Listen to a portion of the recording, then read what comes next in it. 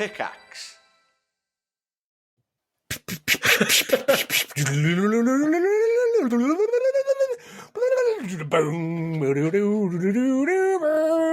That's enough. That's all I'm doing. Hello, and welcome to this week's podcast version of the One Life Left radio show. Radio show in inverted commas this week. I'm Simon Byron. I am Steve Curran. And what you're about to listen to is a technical disaster. It's been a challenge, hasn't it, Simon? It's been a challenge. But on a day when I'm already hangry. Oh, yeah, I forgot about your Monday thing. Improbably, this technical disaster was not of our own making. We did our prep. You put in your half an hour. I put in my half an hour. Yeah. Always. Everything was set up. We fixed the news jingle disaster of last week. But we've been let down, haven't we? We have been let down by our platform, by our opinions, my inability to speak sometimes. I had a really rough night last night as well, so apologies for that. I mean, let's... I think in the podcast... No, have they listened to any adverts already on the podcast? I think they have. What do you mean? It doesn't it go pickaxe and then there are some adverts and then we come in? Right, yes. So actually, it doesn't matter that the show's terrible because you've already listened to the advert. So thank you, thank you for that. We made 40 odd pounds last month, I saw. So thank you. Don't thank us. Apologies. It's a real mess this week. You will hear some things. Yeah. Pick what you can out of it. Pick what you can. Why is Ed joining us now? I have literally no idea. Okay, just as we're about to close the podcast intro, we've been joined by Ed. I don't know. Okay, it's probably to tell us it was all a practical joke. He's muted, so we can't hear him. He's muted, okay. Well, listen, we need to get this off to Resonance 104.4 FM. Thank you for persevering if you choose to do so. Next week is our last show before we have the summer break. So if you've got anything that you want to say, get off your chest, or commend our ability to deal with, what I'm going to describe as live radio, which in truth is us recording during a lunchtime on a Monday. But someone's got to stitch this rubbish together, which you're about to listen to. Thank you for listening. We'll see you next week. Bye. Goodbye.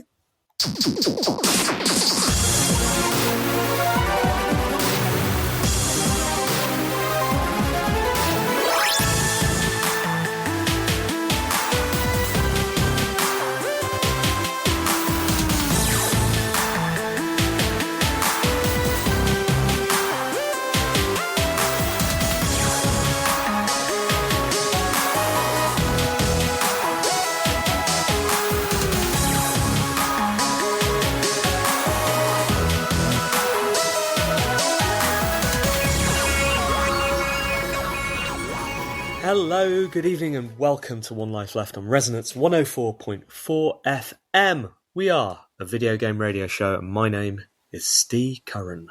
Hello, we are a video game radio show, and my name is Simon Byron. How are you, Simon? I'm very well, thank you, Steve. It's a bright Monday. We've had one quick shower. I was on a meeting, and the washing was out. I was unable to run out and get the washing. So Kate had to do it. I'm sorry, Kate. I couldn't get away. It's tricky, isn't it? Tricky. Because if we were in the office, you wouldn't get the train home to get the excuse me. And it was a very brief shower. Did you make eye contact with her while she was doing it? Did she shake her head? I could see that she was doing, because sometimes I talk, the garden's on my right. I looked down that way. She didn't look at me as I was looking at her, but I did look. I had a sorry expression just in case she did. I am sorry, Kate. Sorry. Do you have a little on-air sign for the shed that blinks on when you're doing important radio work? No, I should do, shouldn't I? I have thought about buying an external sign. I haven't got to it yet. Okay, interesting. Maybe we should both buy on-air signs. Good. Well, I've had a interesting week. Got a lot to talk about on the radio show. A lot of video game related content this week. I went to the PC Zone 30th birthday party. Did you now? Did. I look forward to hearing about that. Unfortunately, I couldn't make it, and I'll be honest with you, was slightly intimidated by the thought of it. Really? Okay. Well, I'll run you through the guest list when. Please do. When we get to, maybe we'll do that just after the news, and also, the gaming device I talked about that I'd ordered from the internet. Well, that has arrived. It's here, is it? Wow. And we You have had a busy week. We can do an unboxing of that later in the show. Well, sort of. I've already unboxed it, but I can pretend that I haven't. That's what they all do anyway, isn't it? Yeah, of course. Of course. Well, you've got to be prepared. As we do on One Life Left, always a little bit of show prep. How much show prep did you do this week, Simon? Well, I do about half an hour before the show. I did it last night. Yeah, I mean, Charlesbot's very good. I'm finding it difficult to influence him in the way that I have done in previous iterations of him. Interesting. Okay. He's some news stories he's just written, and he's put jokes in them right from the start. So yeah, no, he's good. So yeah, I do that. I have a little poke around the internet, trying to find some interesting stories that I think that Charlesbot will have fun with. Good. It's not just a case of just turning up, Steve. No, I know that. Well, used to. I've been hard at work repairing the news jingle that I missed out last week. So that's ready.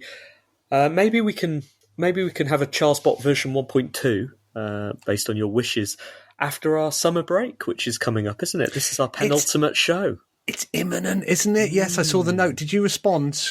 I did to it. Okay, good. Did respond. We've been booked in for the new season starting in September, but we've got all of August off. Oh, what are you going to do? Well, I'm going to go to Gamescom, as are you. For 6 weeks. Yeah. Just camping out in Germany. Going to run a Maraoke party over there. It was good to see you at the Maraoke Develop. We'll talk about that. We've got so much to talk about this. So much to talk about. And Charlesbot 1.1 runs long. As well. All right, shall we get on with it then? Let's get on with it.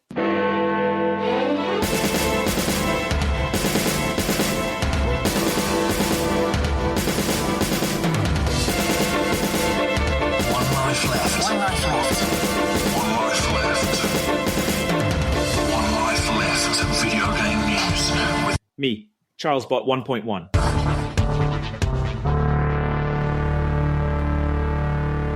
In a move that's got me more excited than a bot at a binary code convention, Microsoft and PlayStation have decided to play nice and keep Call of Duty on PlayStation, despite Microsoft's acquisition of Activision Blizzard.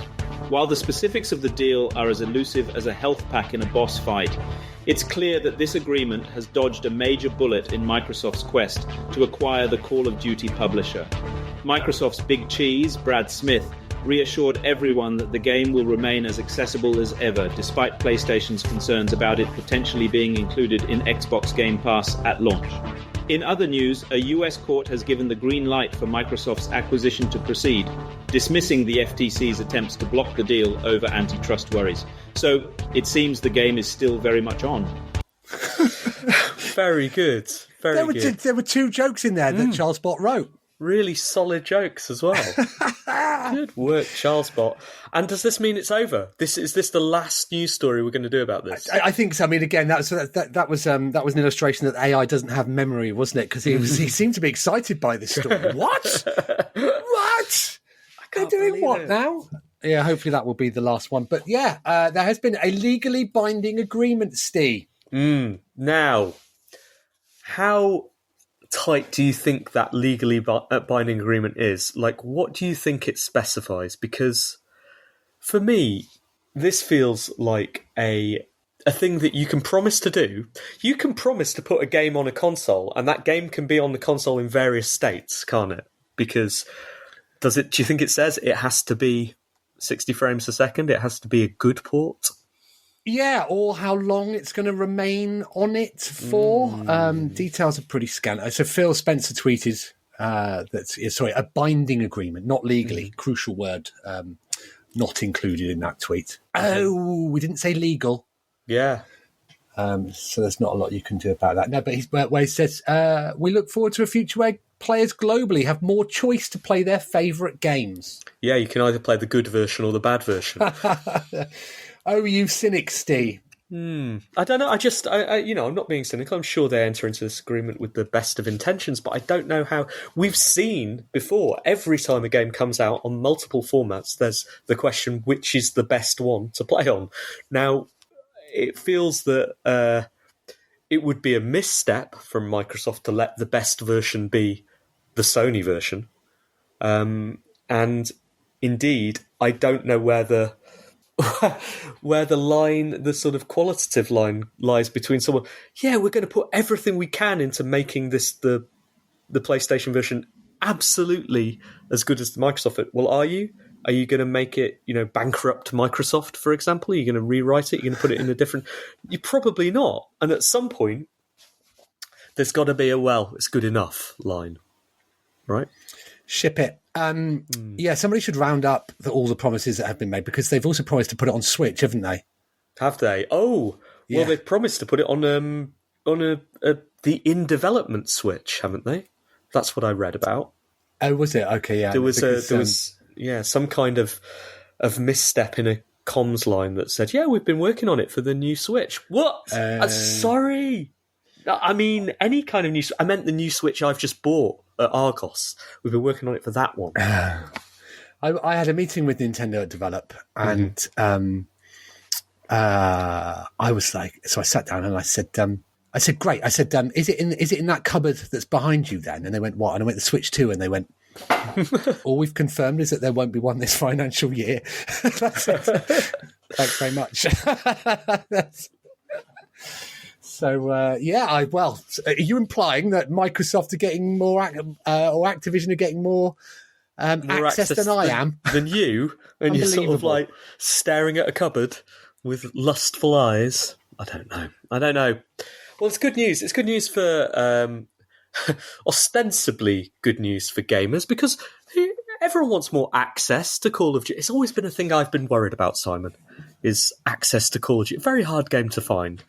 That's right. And, it's good news for listeners to One Life Left, because we may be able to stop talking about it. Good news for Charlesbot as well, who's used his best 2 jokes on the final story. Unfortunately, Charlesbot isn't running News Story 2, so let's stick to 3. Well, does it matter, or do you want me to urgently upload it? Is there a narrative sequence? I can't remember what it is. No, I've got no idea why I just give them numerals in the file names. I don't know. I think it's so that we can watch you react live, Steve. Okay, all right. Well, let's give this one a go. Oh my goodness, none of them are working. Right, let me try a quick re-upload. Simon, do you have anything more to say about Activision? Because it's not like we've talked too much about it over the last, million years. No, I can give you some further details about my Nintendo meeting, and it was held off-site. I followed in who I would describe a rival publisher, and let me tell you this about them. They didn't take their empty cups out of the room after the meeting. Really? Now, I mentioned this to someone else later that day, as is, that's the sort of thing I do, a little bit of gossip. And someone said that if they interview someone who doesn't take their cups away at the end of it, they don't offer them the job. Ooh, really? So I'm sorry, rival publisher, but you won't be sharing any more. You won't be receiving any details of Nintendo, I would have thought. I'm not sure if this is still recording, but I now sit alone in the shed. Steve has disappeared, leaving me, I don't know, with potentially 48 minutes of solo rambling. And now he's gone. I can tell you all about what he's really like. He's kind, generous, sexy, and back. Hello, everybody. All right, let's stop recording. We'll restart. We'll try the news. If we can't, then we'll just talk about. Okay. We'll scrap the news because we have other stuff to talk about. So, welcome back to Resonance 104.4 FM and One Life Left. Now, typically, there isn't a break after one news story, is there? That's the news story. It was the only one. It was a big one. How could you possibly follow it? Yeah, the series ending Microsoft and Activision story. How do you follow that? Well, we should have followed that with 4 other stories by Charlesbot, which have been prepared by Simon. But unfortunately, our provider, Riverside FM, isn't letting us play our news stories. So that, in other circumstances, if we weren't as resourceful as we are, would be the end of the show. Instead, how are we going to deal with this, Simon? Well, let me try and I'll read out the original source. I won't be able to surmise them in the manner of Charlesbot 1.1, but I will praise them as only we can, which is poorly. How are we going to shall I say news story 2? Oh, do you know what? I was waiting for a bed. We don't have any. Aren't we all? Okay, Yeah, sorry. yeah. No, you're right. This is going. Apologies, everybody. Our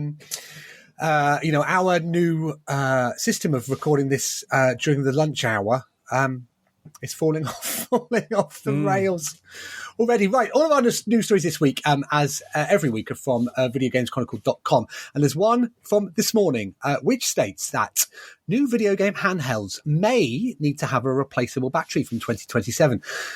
A newly passed European Union regulation means electronic devices, including game handhelds, may need to have a replaceable battery from 2027. As reported by Overkill, the EU has posted a document explaining new regulations set to begin in 2027, which will require all devices to allow easy access to their battery.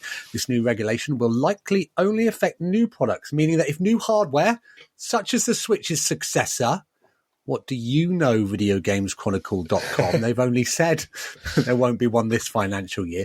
Is released before 2027. Nintendo won't be obliged to scrap it and release a new version with a replaceable battery once the regulation comes into effect. However, it does suggest that any new handheld consoles, be that Switch 2 revisions or new Steam Deck or ROG Ally successors, will have to make it possible for users to remove and replace the battery.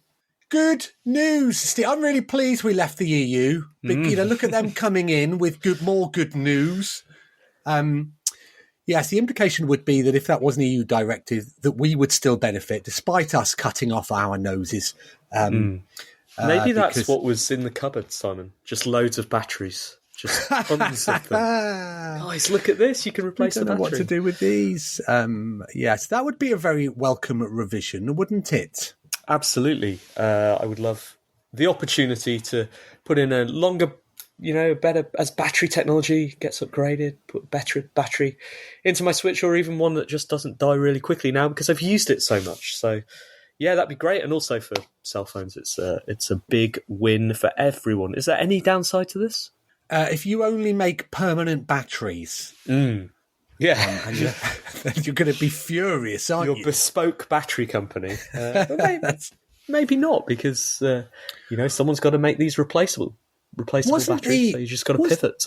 Wasn't the original argument about keeping batteries permanent effectively to stop people unlocking the bootloaders on phones and using them as a way to access system-level stuff, if I recall?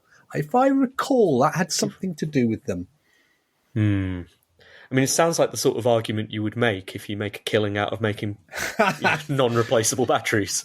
So... True enough. I mean, to be fair to Valve, the Steam Deck does have replacement parts for sale via iFixit. However, the battery itself, I think, is glued in, so it's sort of quite difficult to do. And actually accessing all this stuff, even when you're allowed to, like upgrading an SSD on the ROG Ally, it's tricky. It's tricky. It's a terrifying thing. You're supposed to take your shoes off, I think. Like you have to de-electrify yourself and all this sort of nonsense. It's terrifying.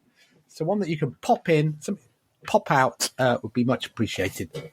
Would you naturally have your shoes on in a situation where you were changing the ROG Ally's battery? I would. I'd have smart shoes on. You have to dress for the occasion. I'd have a lab coat, a suit and tie underneath, and smart shoes, I think. Perfect. All right, time for... What the hell would you wear? What would you wear? Well, I never want to drip any solder on my clothes, Simon, so I'm completely naked as I perform any of these operations. Straight on the skin. Yeah, love it. All right, news story 3. News story 3. The Gex trilogy has been announced for modern consoles and PC. Limited Run Games has announced Gex Trilogy for modern consoles and PC, developed by Crystal Dynamics, the platform game series starring anthropomorphic gecko called Gex, comprised of 3 releases: 1995's Gex, 1998's Gex Enter the Gecko, and 1999's Gex 3 Deep Cover Gecko. The games are being brought to Nintendo Switch, PS4, PS5, Xbox Series XS, and Steam using Limited Run's Carbon Engine, a development tool that helps create emulation-based ports of classic games for modern hardware. A release window for the Gex trilogy has yet to be announced. Last year, a demo for what may have been planned as a Gex sequel surfaced online. The Gex Junior demo, which was posted to YouTube by user Just Zoot, was added to archive.org by someone who found it on an old CDR. According to the user who posted the demo to the archival website, the CDR it was found on was dated 25th of January 2001. Gex then, Steve. Do you have any affinity for Gex? I have absolutely no feelings about Gex at all. I've never played it. I don't know even if I should have played it. Crystal Dynamics, people like Crystal Dynamics, don't they? They like their platforming work on Tomb Raider. So, yeah, is it good? I worked on it on the PR side, and what I remember about Gex was that it was an absolute ball ache because it was launching just after the wave of mainstream interest around particularly Tomb Raider. And Lara Croft had appeared on the cover of The Face. And the people we were working with on Gex said, can you get Gex the Gecko on the cover of The Face? Now, I thought, no, you can't. I said, yeah, that's a great idea. We'll give it a go. As you probably know, Gex did not appear on the cover of The Face. I was working for The Face back then. Was it your idea? Could have. No, absolutely not. I tried to pitch Gex to them. Didn't fly. Did you approach them in the end? Did you, or did you just tell people you had? I'd imagine that there would have been a PR activity report that said, tried calling them, but they didn't pick up. I don't know. It's tricky when you're doing that sort of job, isn't it? Yeah. Because, your job is to serve the client's requests. You have to guide them, obviously. I don't know. I doubt I ever asked anybody at The Face. And I hope that long enough has passed that I can't get in trouble for admitting that now. Was it any good, Gex? It was fine. It was fine. Looking forward to 3 fine games coming out. Exactly. Yeah, perfect. All right, news story, where are we? 4. Insomniac Games has revealed the PC specs for Ratchet & Clank Rift Apart, and notably, Steve, the game won't require an SSD. Although the minimum specs recommend an SSD, the game will still be playable without one, despite previous suggestions from Insomniac that the game wouldn't be able to run on systems without one. In a video posted on the PlayStation YouTube channel prior to Ratchet & Clank Rift Apart's PS5 release in 2021, Insomniac's creative director, Marcus Smith, claimed the game's Rift travelling mechanic was impossible on previous systems. Ratchet & Clank Rift Apart is a game that utilises dimensions and dimensional rifts, and that would not have been possible without the solid-state drive of the PlayStation 5, Smith added. The SSD is screamingly fast. It allows us to build worlds and project players from one place to another in near instantaneous speeds. It is an unbelievable game changer in terms of what we can now do gameplay-wise, where you're in one world and the next moment you're in another. We're loading up levels that happen so quickly and in the action that you don't even imagine that this is something that we couldn't do before because it feels so natural. This claim was later dialed back somewhat after the game launched. Game director Mike Daly told Axios, "You could make a game like the new Ratchet & Clank on the PS4, but just visually speaking, you'd have to dial back a ton in order to get it to run." So I found this story interesting, Steve, because usually PC specifications typically have a minimum spec for the CPU and the GPU. It can list how much storage the game will need. However, In this instance, it's the type of storage you have will impact how the game will play. The recommended specs to run it at 1080p at 60 FPS is the usual stuff, an RTX 2060 or an AMD Radeon RX 5700 with some CPUs and some RAM. But in order to get 1080p, you need to run it off an SSD. I'm rhyming like Mike Smith. If you don't have an SSD, it implies the game will be at lower resolution. 720p is what it will run at 30 FPS if you're running it from an ordinary hard disk space. Isn't that interesting? It Look is at where we are interesting. now, Steve. I mean, it is interesting, isn't it? It sounds like it's not, but it is. If so, I was the cynic on a story a couple of stories ago. Let me play the hypothetical cynic right now, because I'm not a real cynic. But if you had made a big deal of this game only being available on an SSD and then been forced to dial that back a little bit, but then found yourself in a situation where the game was coming out on a format, on another format, and you wanted to be played by as many people as possible, but you also wanted to back up the things you had said before. I'm not a very technically minded game designer, but I believe you could do a statement something along the lines of, if SSD, then 1080p, else bit worse in it. Wow. And, maybe there is some veracity in the statements. Maybe there is some truth behind the technological limitations of an SSD. I guess you have to serve up loads of data very, very quickly. I find it hard to believe there is no way of doing some preloading or some kind of prep that gets around this in a way that those differences of literally milliseconds don't make that much of a difference. But I am not a technical game designer, so I don't know. Over to you, Insomniac. All right, news story 5. Larry, Major Nathan Hrib, Xbox Director of Programming and the long-standing spokesperson for Microsoft's gaming business, has announced he's leaving the company after 22 years. In an announcement shared to his social media accounts on Friday, Larry thanked fans and colleagues and said he looked forward to the next chapter of his career. After 20 incredible years, I've decided to take a step back and work on the next chapter of my career, he wrote, as I take a moment and think about all we have done together. I want to thank the millions of gamers around the world who have included me as part of their lives. Also, thanks to the Xbox team members for trusting me to have a direct dialogue with our customers. The future is bright for Xbox, and as a gamer, I'm excited to see the evolution. Larry confirmed that Xbox's official podcast will be taking a hiatus and return at a later date. He's yet to confirm what his next career move will be. Now, big old figure in the Xbox world, Major Nelson. Did you ever have anything to do with him, Steve? Did you ever meet him? No, never had the chance. Did you? Me neither. No, but I'm surprised. Why were we not allowed near him? I don't know. Too much. Unless he's coming to join One Life Left. Maybe. Well, he hasn't announced, and we haven't announced anything either. Exactly. Make of that what you might, what you will. I always like, he was a big deal in the early days of the Xbox. Kind of came from nowhere, right? Found himself in this position of power, but things have been quiet for Major N the last few years. I haven't heard nearly as much about him. Jeff Keighley's sort of stepped up and become that person from nowhere to sort of yell about video games, of course, cross-format. I wonder whether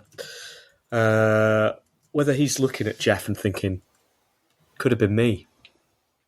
I could have been the guy there, fronting all of these things, selling access to the games industry. That could have been my job.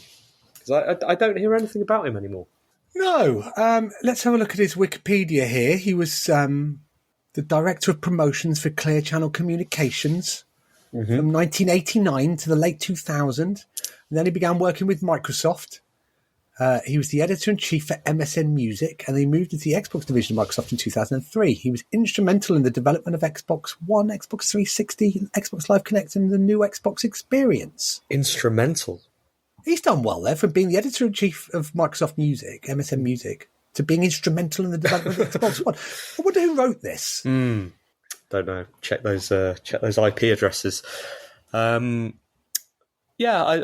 genuinely. But what's he been up to over the last few years? Like, it used to be a thing. He used to be a sort of intra gaming celebrity I would hear about all the time, and I genuinely haven't recently. Yes. Well, best of luck, Larry. I wish we had interacted properly.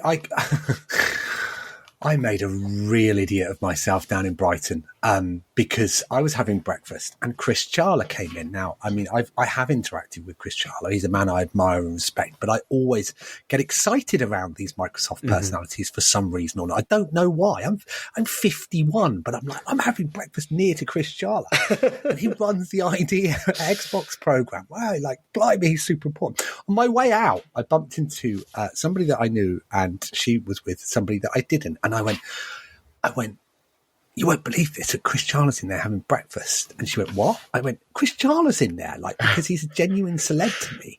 Like, and she went, what? I went, Chris Charla's having breakfast then. And she went, so I work with him. And I thought, oh, for God's sakes. She's going to go in there and sit next to Chris Charla and go, there's this idiot. Look, like, because I went over and said goodbye to him as well. I just went, look, I'm not going to interrupt your breakfast. I just want to say hello, goodbye. Yeah. It's good to be doing some work with you, Chris. Did he give you a skateboard? He's always giving out skateboards whenever I see him. He didn't, no. He was tucking into his Brecker. Yeah, he could have carried a skateboard just in case. Anyway, that's all the news, isn't it? Yes, maybe that explains why I wasn't allowed near Major Nelson. That's all the news. Because I would have been a gibbering idiot. Thanks, Simon. One Life Left video game news with Me, Charlesbot 1.1.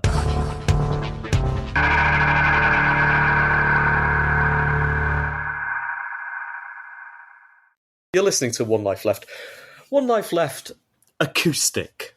A cappella. Depending on what Phil does with the edits afterwards. We are One Life Left. We're a video game radio show. We've been broadcasting for 17 years. We do so from 2 locations in and around London, and then we stitch it together automatically with a piece of online software which currently isn't working. So we're unable to fire the jingles, unable to put the beds in, but we do have a lot of things to talk about. Yes, but before we move into that, we would like 1 month of Riverside subscription back, please. At least. Thanks. So what do we have to talk about? We've got Develop to talk about. Maybe that's a good place to do that. Segue on from the news. So how was Develop for you, Simon? Very enjoyable. It's always nice going down to Brighton. Everybody seemed sort of super enthusiastic. I do get this sense that people like to be out and about again because we had it taken away from us for a few years, didn't we? And so the opportunity to, just to, as my one joke down in Brighton was, it's nice to get out and about. I rarely bump into people like you in my shed. I said that to everybody I bumped into. It's good. So it was good. The conference was good. I had some decent meetings. I did 2 talks. I was a bit nervous about doing my talk, which I was running with our marketing partners, who helped us with some TikTok stuff that we did, as well as some content creator stuff that we did with Plate Up. And so the talk was split into 2 parts. It was why wishlists don't matter, and then sort of what you can do to help get your game out there outside of obsessing about wishlists. Now, the point was, the opening line of my talk was, of course, wishlists matter. Thanks for coming to my provocative title. Leave your feedback at the door. I was trying to illustrate that wishlists don't mean what a lot of people say that they'll mean, where they try and talk about conversions. And if you've got X number of wishlists, then you'll get X number of sales. And it simply does not work like that. You can never know until the game's launched how well it's going to do. So I showed some numbers and stuff to illustrate that point. Now, prior to the talk, I went to the speakers' lunch, which was I hadn't been invited to one before, which was a stand-abouty, bump into people, hopefully don't make an idiot of yourself. But whilst, holding a plate of food, a difficult thing to do, a not particularly attractive thing to do. I bumped into someone who I hadn't met before, actually, and so we're just having a little bit of a polite talk. And he said to me, he was a speaker as well, and he said, what's your talk about? And I said, oh, it's about how wish lists don't matter. And he went, yes, they do. Now that immediately, like, because I'm terrified of being called out like that directly, because I mean, I know what I'm talking about, and I've got the data to show it, right? But I still get what? So I said, he said, of course they do. And I said, well, I'm not sure that they mean what. I mean, that's just rude. Like, as a thing to say. Well, just rude. I said, so the thing is, we launched with under 30. Sorry, PlaySup sold 201,000 copies in its first month, and we launched with under 30,000 wish lists. And he went, that's too few. Right, ignoring the fact we'd sold 200,000 copies in the first month. That's too few to launch with. Well, is it? Because we did, and it did. Secondly, he told me that the company that he works for will not launch a game unless it has 200,000 wish lists. He won't. They will not launch it. So if it doesn't have 200,000 wish lists, they will not launch. They'll just keep knocking the release date back and back and back until it does. As if that is the line between success and failure, right? Mm-hmm. And so that he was telling me that's how you have to do it, despite the fact I've just shown that I sort of know how to do it. What I thought, Steve, but what I didn't say, as I was, chomping on a fish cake, was, didn't your company issue a profits warning recently? And that for me sort of clarified exactly. So they obsess about this number, and the number doesn't mean anything. Yeah, but this is honestly my biggest problem with conferences and what I would read, what I think is the majority of conference talks. That's probably not true, but certainly the ones that annoy me and that I remember, which is it's an industry full of people speaking about how they know the secret and they think they've got it right. But it's a kind of survivorship bias that they did a thing and it worked out, and this is the thing they now believe in forever, and this will work for you. When in fact, a great deal of success is luck and timing, right? And things that are out of your control. And sure, there is best practice. There are things you can do maybe to shift those percentages in your favor. But saying there is only one route to success, and there are these things that you absolutely have to do, and refusing to listen to someone when they say, wish lists, I don't think wish lists are important. Here are some other avenues, is enormously frustrating to me. My talk did include 2 slides with the sort of texty shrug. Just go, yeah. No one knows. And I don't know. I find that's a thing we're talking about.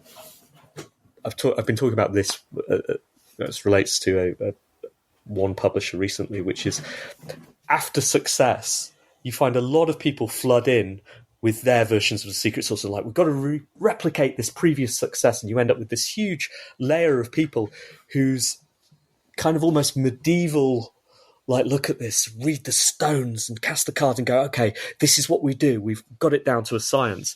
And then the game comes out and it doesn't do the same, and then they go, yeah, it just wasn't a very good game. That was the problem. There's not a lot we could have done. Put Gex on the front cover of the face. Success has many fathers, Steve, and failure has none. Very true, very true. I had a nice time. What about yours? Yeah, it was good. I was not at Develop. I was there to hang out in Brighton, but I saw a lot of, as you do every year at that conference specifically, a lot of familiar faces in the usual locations. I was only there for 36 hours or so, there to have a couple of meetings, had a nice evening out on Monday, and then on the Tuesday I did not run my conference that I've mentioned here because I was getting a bit anxious about Maraoke in the evening, wanted to make sure that went okay, and also because I looked at the weather forecast and it was miserable, and I thought this is a bad time to put people on the beach, so I didn't do that. Instead, went to set up Maraoke, which all went well from our end and did not from the pub's end because they couldn't get their speakers working. That was a source of anxiety. with me and the Maraoke team, including One Life Left Simon Parkin, who was there to nominally hang out with us, but ended up teching the whole show. Didn't get the speakers running until 3 minutes to 8, and then suddenly everything was fine. Speakers worked, people started coming in, sang for 3 hours, and it was brilliant. Like, really, really good, enthusiastic audience, lots and lots of people. I would say the majority who hadn't seen Maraoke before, everyone having a brilliant time. Sold about 120 tickets across the night, actually a bit more than that. And really, really exciting and sort of lays the groundwork for doing the same, hopefully, in Gamescom during One Life Left summer holiday. It was good to see you there as well, Simon. Thanks for having me. I enjoyed it. I haven't been to Maraoke for a while. Blimey, the tech's good these days, isn't it? Very, very good. Well done to Ed Jefferson for making that. But so's everything. So's the audio, and the songwriting's great as well. And the performances across the night, including yours, Simon, your double header, were absolutely brilliant. Thank you. Yes, it's good. I look forward to seeing you in Germany. Time for the letters. Email, messages, and forward BCC. One Life letters. We've had a couple this week, haven't we? There's at least one in the Discord, I think. Oh, I don't have the Discord open because I was wondering if that was breaking Riverside.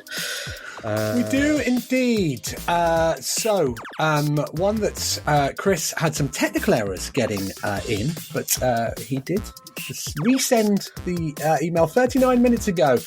He writes, Dear team, Lotto, Charles and SSG. The front page of the Saturday Guardian ran with a story about an increase in people being referred to the National Centre for Gaming Disorders. Leaving aside the fact that the clinic only opened 3 years ago, and so some natural growth is to be expected, it did make me reflect on how games have changed since I were a lad. The article lists some tricks that were employed to keep people playing. FOMO, VIP schemes, loss aversion, but didn't talk about the sheer dogged challenge of early arcade games or the logarithmic levelling up that's had me hooked.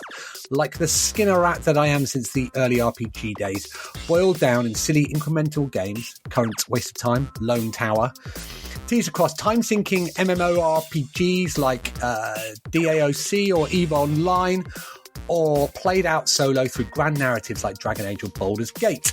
When social media and online streaming services constantly exploit the neurons and endorphins, when companies hire psychologists to keep us all playing, watching, #getting involved, when the insidious revenue and productivity promise of gamification sold by besuited consultants in the early 90s finally has its needy teeth sunk into every aspect of our culture, is it any wonder there are people who need help escaping the lure of pay to win?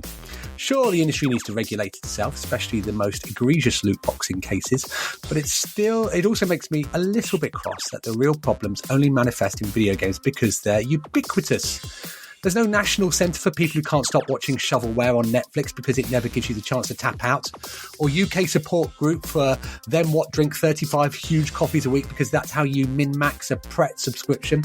I've never tried to defend the addictive qualities of games. They're addictive in unique, delightful and challenging ways, and I think we should always be open about that. But it does feel like things have turned a corner, and maybe it's time to take stock. Maybe the games industry can be the flag bearer and show everyone else how ethical and moral entertainment industries should behave. Vent over! What's your favourite macro societal change driven by late-stage capitalism? Your cathartic communique correspondent, Chris Conroy.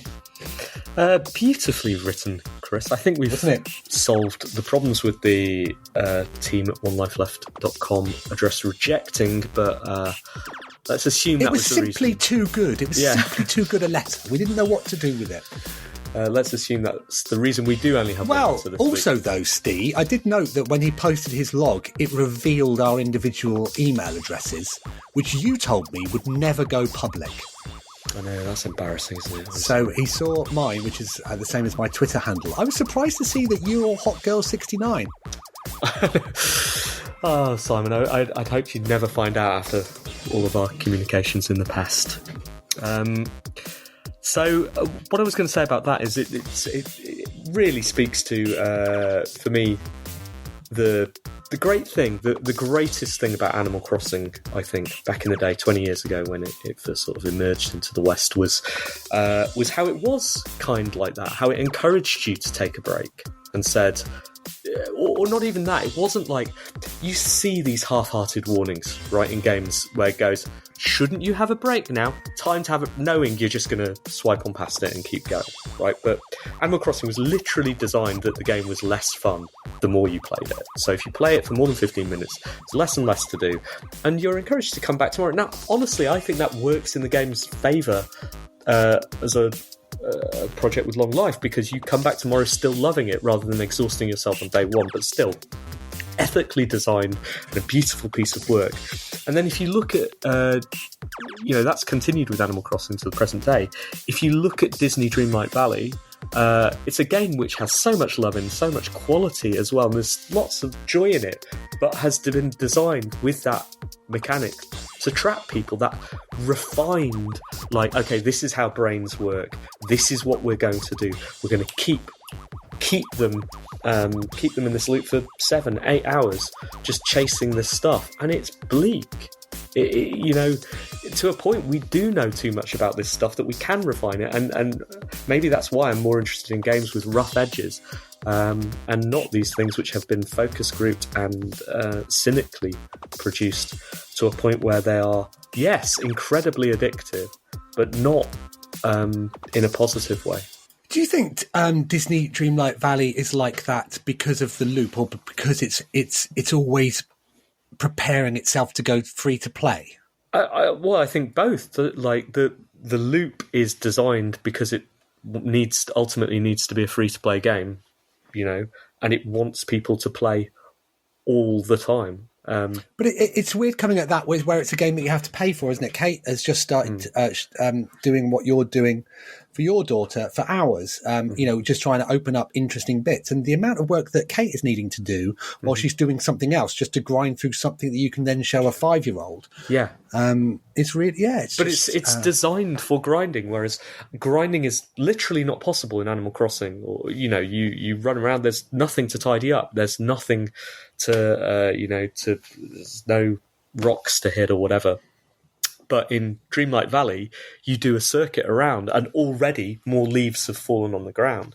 And it's upsetting for someone who likes to tidy in video games, because there's always more leaves, and that's a bit too much like real life.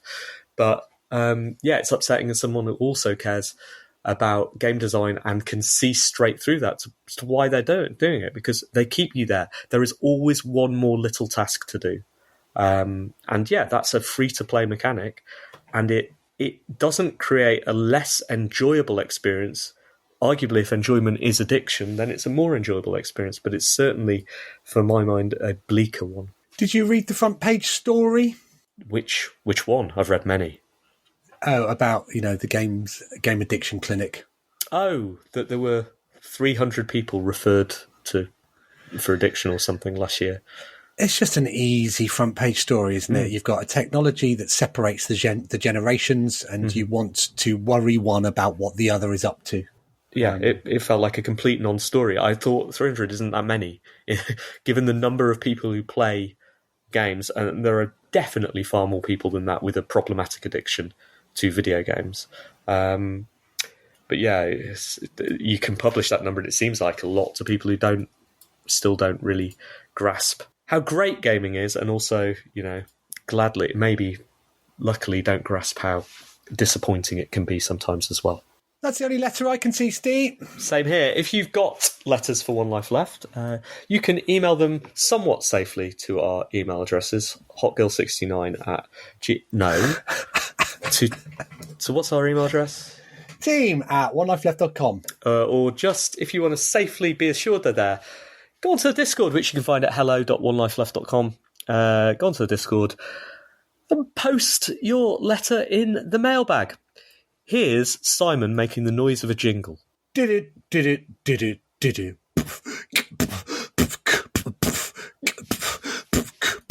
It's more of a bed, Simon. But it'll do. We're going to get new jingles soon. I know I've been saying that for a while, but we are. Who needs them? Actually going to do that. I've no idea how much of the show we've got left. I reckon about 13 minutes or something like that, maybe. Okay. Oh, sorry. We're not going straight into reviews, are we? No. Apologies. We've got a couple of things to talk about. Let's do those. Maybe I'll chat about the PC Zone night in the podcast intro. Have we got time for that? But I can do my unboxing if you want of the device. So here it is, Simon. Okay. This is the thing I ordered from the internet. It's a SF2000. Of course it is. What should we call it? By Data Frog. Something futuristic. It says on the front, handheld game console. What would you describe it looking like, Simon? It's quite a grainy image. Okay, so... but it looks like an old Game Boy Advance, the side one that they did, with an extra analog bit on it. Well, let me unbox. Here we've got a wire to connect it to the TV. Here we've got a USB stick with an SD card allowing you to load all of the ROMs that you legally own. How else are you going to get the ROMs from the ROM cupboard into the Well, I'll tell you how you get device. Them. You'll get them with the 6,000 of them that are built into the device. And there's the thing itself, which looks quite nice. It looks like a Super Nintendo controller. Yes, it does. Of old. Actually, Super Famicom, I guess, because it's got the purple buttons. Wait, no, that's Super Nintendo, isn't it? Because it's the US version. I can't remember. Yes. And it's got a 3-inch screen embedded in the middle. And it's got quite a solid feeling. D-pad feels nice. Buttons feel nice as well. Analog stick doesn't feel terrible. On the bottom, you've got a USB-C charger. You've got a a volume control.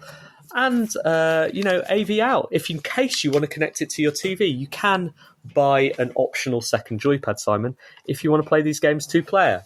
And that's where my review ends, because it doesn't work. What? Just doesn't come on, Simon. It came all that way? Doesn't charge. Doesn't Is that right? do anything. So, I'm going to... my second complaint of the day, after a letter to Riverside FM, saying what is going on, why can't we use your equipment, is to the provider to say, yeah, it doesn't work, and we'll see whether we get my 15 quid back. Well, I'm sorry to hear that. What were you looking forward to firing up first? Advance Wars. It's always Advance Wars, which I do genuinely own on multiple, on lots and lots of formats. So I'm going to play that. I was going to play Mario Brothers because... actually, if we had more time today, I would talk about the Mario Brothers Lego, which I've owned for a couple of years now, the Super Mario Brothers, but only this week got out to play with Alice, and it's brilliant. It's really good. Have you used it before? Yes, we introduced it to Ramona too early, so it ended up in pieces along with all the frozen Lego and all that sort of stuff. Right. I had to save Mario, and he lives in my shed. I love the way he falls asleep when you lie him down. It's adorable. I thought all of that stuff was great. I was really surprised because I only bought it because I just saw it discounted, and it's been, every time I see a discounted set, I buy it. So I've got about 8 of them in my cupboard. I'm really, really surprised about how good it is, and how fun it is to design courses in it and play with it. 7 out of 10. Good stuff. Time for the reviews. Time for the reviews.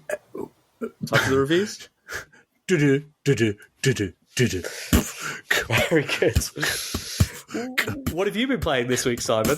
I can't do them all. I can't talk and... All right. Think the jingle's running too loud. I'll just fade it down. There we go. All right. What have you been playing, Simon? I've been continuing on with The Last of Us, haven't I? And it was...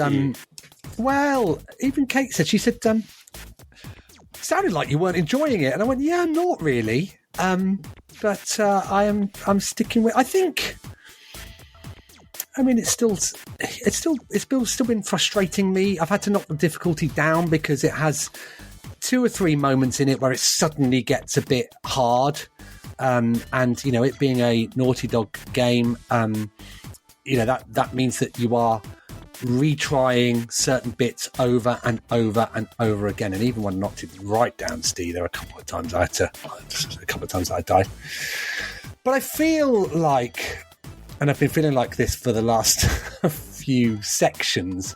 I'm quite close to the end, and I do want to watch the TV show. So I've been holding off doing that until I'd played through the game. So that's where I am at the moment. And it's been, as a game, it's sort of interactive, it has elements of skill that I'm not very good at, but it's very, very linear. As a story, it's not doing anything groundbreaking in terms of where it goes. You see the development of the characters and what you need to do to survive, Steve.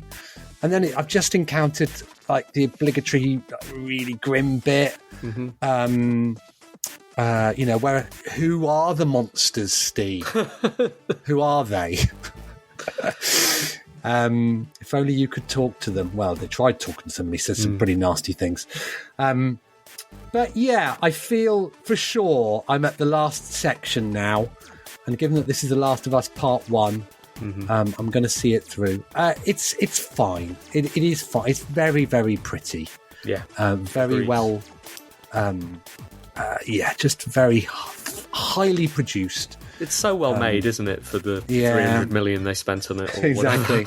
I don't know how you can squeeze that out of millions and millions and millions of dollars. It's incredibly. Everyone who worked on that game, the majority of people who worked on that game, who produced that game, absolutely beautiful, so good at their jobs, intimidatingly so.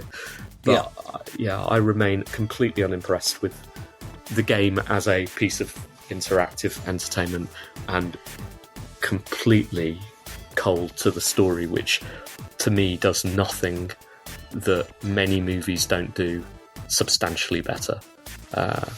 7 out of 10. 7 out of 10. What about you, Steve? Well, I've been playing Super Mario Galaxy on the Wii still just full of joy. Somewhat the opposite of The Last of Us, I guess. So interactive and so playful and so fun and so full of discovery all the time. Just brilliant moments. Also has a completely pointless story that leaves me cold, but you don't care in Mario because the interactive parts are so good. I have also been playing a game called Backpack Hero. Oh, yes. Did you see my name in the credits? I did not, because I haven't reached the credits. I don't know if I have mentioned this on the show before, because I've had it installed on Steam for a while and I've definitely played it before and didn't initially get on with it, and so dropped out after 20 minutes or something. But it sounds like my sort of thing. It's a roguelike, it's a deck builder, and it's got a cute sorting and organising, almost puzzle-like mechanic on top of it. To describe the game briefly, you pick a character, a cute character, and you go through a dungeon and you collect items which you have to arrange in your backpack, and you use those items to defeat enemies. Again, as I said, it's a deck builder very similar to Slay the Spire, and probably, although I don't have the timeline, a product of that big, oh my god, everyone's building deck builders explosion of a couple of years ago, except for it's a slightly different take on that. And I do think the backpack mechanic works, really well. When it works, it works. And you feel really great from getting the right items, arranging them, and solving these kind of almost evolving, emergent puzzles that come out from the items you've collected that, design terms, I think it's a smart thing. But it falls victim to a problem that I've seen in an increasing number of games these days, which is it's too complicated too soon. The number of items and the number of systems overwhelmed me, and I think that's probably why I dropped out in the first place. Now, I've bullied through it a bit this time and got to a point where, I understand a little bit of how one character plays and what I should be trying to do with that character. But still, there are objects thrown up and things thrown up all the time that I just don't understand, and I'm forced to go, okay, I'm just ignoring that, I'm not going to care. And little emergent situations, it opens up too quickly. And I don't know that I'm going to persist much further because there's just too much there. And that's a weird thing to say, right? Like, really, you want these situations where there are games with so much to do as a player. But this one, like, it's not held me by the hand enough. It's not guided me through. And to that extent, I think it's lost me. I love the idea, and I love the things that fall out of the idea, but there's almost too much there. 7 out of 10. Is it out of early access yet? I don't know. I don't think that's why I saw it. Maybe it is. It popped up somewhere that reminded me to give it another go. Games that Simon's kickstarted. Is that right?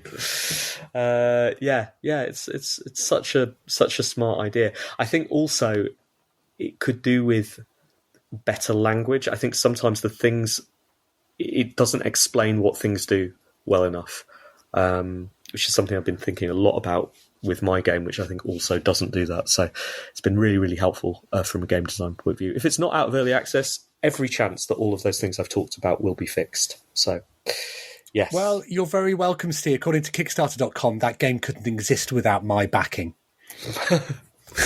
Well done, you. Are we running out of time? I have no idea. We are. I think we're going to have to hold the PC Zone chat to next week's show. Okay. All right. Good. We will do that then. Thank you, Simon. Thank you, everyone, for listening. Thanks, Steve. All right. We've been One Life Left, Acoustic, and until next week, goodbye. Bye.